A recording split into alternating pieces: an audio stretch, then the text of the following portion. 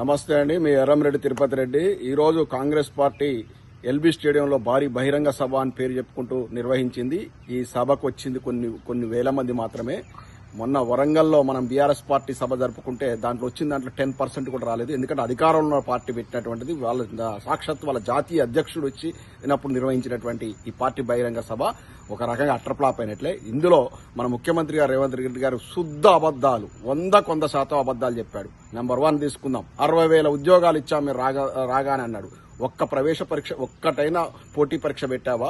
దాంట్లో ఏమైనా రిక్రూట్మెంట్ చేశావా? కేసీఆర్ గారు ప్రభుత్వము నిర్వహించినటువంటి పోటీ పరీక్షల్లో సెలెక్ట్ అయిన వాళ్లకు నువ్వు నియామక పత్రాలు ఇచ్చావు. ఇది శుద్ధ అబద్దం. 60,000 ఉద్యోగాలు ఇవ్వడం అనేది శుద్ధ అబద్దం. అంటే కాంగ్రెస్ అంటేనే అబద్దం అంటానికి ఇది ఒక చిన్న సాక్షాత్తు వాళ్ళ జాతీయ అధ్యక్షుడు మల్లికార్జున ఖర్గే గారి సమక్షం లోపల కొన్ని వేల మంది ప్రజలు వస్తే వాళ్ళ ముందు శుద్ధ అబద్దం ఇది. నెంబర్ 2, దాదాపు మేము 1,00,000 ఉద్యోగాలు కార్పొరేట్ అంటే ప్రైవేట్ ఇండస్ట్రీలో 1,00,000 ఉద్యోగాలు ఇచ్చాము. మేము 3 లక్షల కోట్లు పెట్టుబడులు పట్టుకొచ్చాము. నేను శ్రీధర్ బాబు గారు అంటే శ్రీధర్ బాబు గారు ముక్కు మీద వేలేసుకుని చూస్తున్నాడు. మేము అక్కడ 3 లక్షల కోట్లు పట్టుకొచ్చామని. అదంతా పచ్చి అబద్దం. 1 కోటి రూపాయలు కూడా రాలేదు. ఒక్క పెట్టుబడి రాలేదు. ఒక్క ఇండస్ట్రీ ఏదైనా బిల్డ్ చేశారా మీరు హైదరాబాద్ లో? మీ ప్రభుత్వం వచ్చింది కదా, ఆల్మోస్ట్ 19 నెలలు అవుతుంది కదా. ఒక్క ఇండస్ట్రీ ఏదైనా వచ్చిందా? శుద్ధ అబద్దం కాదా? 3 లక్షల కోట్లు వచ్చినాయని చెప్పుకోవడానికి మీకేమనిపించట్లేదా? అట్లా అబద్దాలు ఎట్లా ఆడతారు మీరు? 1,00,000 ఉద్యోగాలు వచ్చాయా? 1,00,000 ఉద్యోగాలు కాదు, దాదాపు 3-4 లక్షల ఉద్యోగాలు పోయినాయి. ఈ యొక్క ఆర్థిక మాంద్యం వల్ల, మీ యొక్క హైడ్రా ఎఫెక్ట్ వల్ల, హైదరాబాద్ నుంచి కొన్ని ఫ్యాక్టరీలు, కొన్ని కంపెనీలు, ఐటీ కంపెనీలు తరలిపోవడం వల్ల, ఇవన్నిటి వల్ల కొన్ని లక్షల ఉద్యోగాలు పోయినాయి. 1,00,000 ఉద్యోగాలు రావడం అబద్దం, శుద్ధ అబద్దం. ఇంత పచ్చి అబద్దాలు ఆడతారా?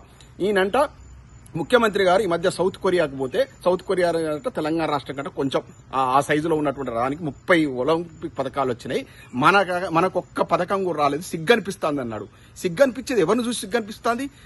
గత దాదాపు 70-80 ఏళ్లు మన స్వాతంత్రం వచ్చేసి ఈ 8 దశాబ్దాల కాలంలో సుమారు 4-5 దశాబ్దాలు మీ కాంగ్రెస్ పార్టీయే ముదరాష్ట్ర పాలన జరిగింది. ఆ కాంగ్రెస్ పార్టీ పాలనలో ఈ యొక్క స్పోర్ట్స్ కు నిధులు సరిగ్గా కేటాయించక, ఇంపార్టెన్స్ ఇయ్యక 140 కోట్లు ఉన్నటువంటి మన భారతదేశం నుంచి ఒక్క ఒలింపిక్ పథకం రాలేదంటే సిగ్గుపడాల్సింది ఎవరు? కాంగ్రెస్ పార్టీ, మీ జాతీయ అధ్యక్షుడు మల్లికార్జున ఖర్గే. అంటే నువ్వు ఇండైరెక్ట్ గా అదే వేదిక నుంచి కాంగ్రెస్ పార్టీని విమర్శిస్తాను. తర్వాత ఎక్కువ కాలం రూల్ చేసిన పార్టీని బీజేపీ కాంగ్రెస్ 2 జాతీయ పార్టీలను విమర్శిస్తున్నావు. అంటే 140 కోట్ల జనాభా ఉన్నటువంటి ఈ భారతదేశం నుంచి ఒలింపిక్ పథకాలు రావట్లేదు. చిన్న దేశం, ఒక తెలంగాణ సైజు ఉన్న చిన్న దేశం సౌత్ కొరియాకు 30 ఒలింపిక్ పథకాలు వచ్చి నాకు సిగ్గైంది అనిపిస్తుంది అని అన్నావు. అంటే ఎవరిని చూసి సిగ్గుపడుతున్నావు? నీ కాంగ్రెస్ పార్టీని చూసి సిగ్గుపడుతున్నావు. నీ యొక్క ప్రియ నేస్తం నరేంద్ర మోడీ గారి గవర్నమెంట్ చూసి సిగ్గుపడుతున్నావా? ఎందుకంటే కేంద్రంలో దాదాపు 4 దశాబ్దాలు ఎవరు రూల్ చేసింది? మీరే కదా, కాంగ్రెస్ పార్టీ కదా. తర్వాత బీజేపీ రూల్ చేసింది ఎక్కువ కాలం. మరి మీ ఆధ్వర్యంలో స్పోర్ట్స్ కు గన్ని నిధులు వచ్చినాయి, గంత డెవలప్ చేసిరని అర్థం. అంటే అట్టర్ ఫ్లాప్. ఈ 2 జాతీయ పార్టీలు అట్టర్ ఫ్లాప్. ముఖ్యమంత్రి గారు స్వయంగా ఒప్పుకున్నారు ఇవాళ ఆ వేదిక మీదుగా. నెక్స్ట్, మేము ఇంటిగ్రేటెడ్ స్కూల్ పట్టుకొచ్చినామన్నారు. ఇంటిగ్రేటెడ్ స్కూల్స్ లేవేం లేవు. అసలు ఉన్నటువంటి జూనియర్ కాలేజీలకు, డిగ్రీ కాలేజీలకు, ఇంజనీరింగ్ కాలేజీలకు, ఫార్మసీ కాలేజీలకు వాళ్ళకి ఫీజు రియంబర్స్మెంట్ ఇక ఇప్పటి వరకు కూడా 4వ సంవత్సరం చదువుతున్న విద్యార్థులకు కూడా వాళ్ళ సెకండ్ ఇయర్ ఫీజు రియంబర్స్మెంట్ వీళ్ళు వచ్చి 2 ఏళ్లు కావస్తుంది. 2 ఏళ్ల నుంచి ఫీజు రియంబర్స్ లాగా కాలేజీలు, స్కూళ్లు అన్ని మూతపడే పరిస్థితి వచ్చింది. మొత్తం ఏమనంటే సన్నబియ్యం, ఒక్కసారి సన్నబియ్యం ఇచ్చారు. గత 2 టర్ములు యాసంగి వానాకాలానికి రైతు బంధు కొట్టి ఇప్పుడు వేశారు ఈ స్థానిక సంస్థల ఎలక్షన్ల కోసం. ఇవన్నీ కూడా ప్రజలు గుర్తించారు. మేము కర్రు గాల్చి వాత పెట్టే పరిస్థితి. ఎన్ని అబద్దాలు చెప్తారు రేవంత్ రెడ్డి గారు? మీ నోటి నుంచి అబద్దాలు వింటుంటే మా జీవితం మీద మాకే అసహ్యం పుడతా ఉంది. ఇటువంటి ముఖ్యమంత్రి గిన్ని అబద్దాలు ఆడతాడా? ఈయనను మేము నాయకుడు అనుకున్నామని మేము సిగ్గుపడుతున్నాం. అబద్దాలు ఎందుకు ఆడతావు? ఉన్న వాస్తవాన్ని చెప్పు. నేను ఏం చేయలేదు, మాది ప్రజాపాలన కాదు, ప్రజా కంటక పాలన. మేము వచ్చిన తర్వాత తెలంగాణ నాశనం అయిపోయిందని చెప్పండి. ఇంకా ఈ కాంగ్రెస్ పార్టీ అన్ని అబద్దాలు కాదు. తెలంగాణ ప్రభుత్వం 1000 గురుకులాలు పెట్టింది. తెలంగాణ ప్రభుత్వం అట గత 10 ఏళ్లట బీఆర్ఎస్ ప్రభుత్వం అట ఏమి విద్యను నిర్లక్ష్యం చేసిందట. టంచన్గా ఫీజు రియంబర్స్మెంట్ ఇచ్చారు. 1000 గురుకులాలు పెట్టి ప్రతి ఒక్క పేదోడికి విద్యను అందించారు, నాణ్యమైన విద్యను అందించారు. కార్పొరేట్ స్థాయిలో ఆసుపత్రులు నిర్వహించారు. ఒక సువర్ణాధ్యాయం అది. మన తెలంగాణ రాష్ట్రం ఏర్పడిన తర్వాత గత 10 ఏళ్ల చరిత్ర అనేది, 10 ఏళ్ల కేసీఆర్ గారి పాలన అనేది ఒక సువర్ణ యుగం అది. మీరు వచ్చిన తర్వాత ముదనాష్టం చేశారు, తెలంగాణ సర్వనాశనం చేశారు. పచ్చబద్దాలు, 1000 మంది సాక్షిగా గన్ని పచ్చబద్దాలు ఆడటానికి మీకు ఏమనిపించట్లేదా? సిగ్గనిపించట్లేదా? ఏంది అవి? అన్ని అబద్దాలు ఆడతారా? ఇదొక ప్రజా కంటక పాలన. ప్రజలారా ఆలోచించండి. గిన్ని అబద్దాలు ఆడుతున్నారు. ఒక్క ఉద్యోగం మీరు ఇయ్యలే. మొత్తం కేసీఆర్ గారు నియమించినటువంటి వాళ్లకు మీరు నియామక పత్రాలు మాత్రం ఇచ్చారు. 60,000 ఉద్యోగాలు, 1,00,000 ఉద్యోగాలు అబద్దం.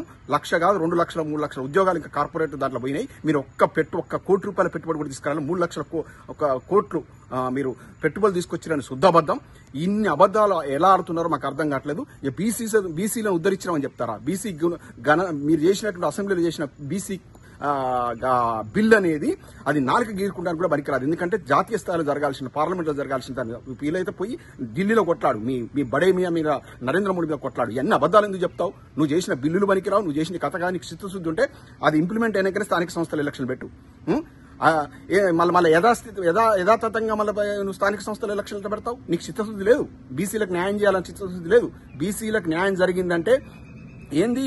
బర్రెలు గొర్రెలు ఇచ్చిర్రు బీఆర్ఎస్ ప్రభుత్వం అంటారు. ఎస్, బరాబర్ ఇచ్చిర్రు. పాడి పరిశ్రమను డెవలప్ చేయడం తప్ప, మీట్ ఇండస్ట్రీని డెవలప్ చేయడం తప్ప, ఎవరు వృత్తులు చేసుకుంటే వాళ్ళకి ప్రోత్సాహకాలు తప్ప, అభివృద్ధి చెందిన దేశాలు అమెరికా లాంటి దేశాల్లోనే గవర్నమెంట్ వెన్నుదన్నుగా నిలుస్తా ఉంది. రైతులకు, అదేవిధంగా రైతు కూలీలకు వెన్నుదన్నుగా ఉండడం తప్ప మీకు ఇవ్వడం చేత కాదు. ఇచ్చిన వాళ్ళను మీరు ఇష్టం మాట్లాడతారా? నువ్వు ఇచ్చిన ఉద్యోగాలు ఏంది? నువ్వు నెలకొల్పినట్టు పరిస్థితులు అనేది ఇవన్నీ శుద్ధ అబద్దం. మీ యొక్క మానిటరింగ్ సరిగ్గా లేకపోవడం, నిన్న పాషమైలారంలో ఫార్మా ఇండస్ట్రీ లోపల రెగ్యులేటర్ సరిగ్గా లేకపోవడం వల్ల దాదాపు 40 మంది అమాయకులు చనిపోయారు. మీకు సిగ్గనిపిస్తలేదో కానీ మాకు అనిపిస్తా ఉంది. రక్తం ఉడికిపోతా ఉంది. ఇంత చండాలమైన పరిపాలన మేము ఊహించుకోలేదు. ప్రజలంతా కూడా చీగొడుతున్నారు. ఒకసారి రియలైజ్ కాండి. ఈ గొప్పలు చెప్పుకోవడం మానేయండి.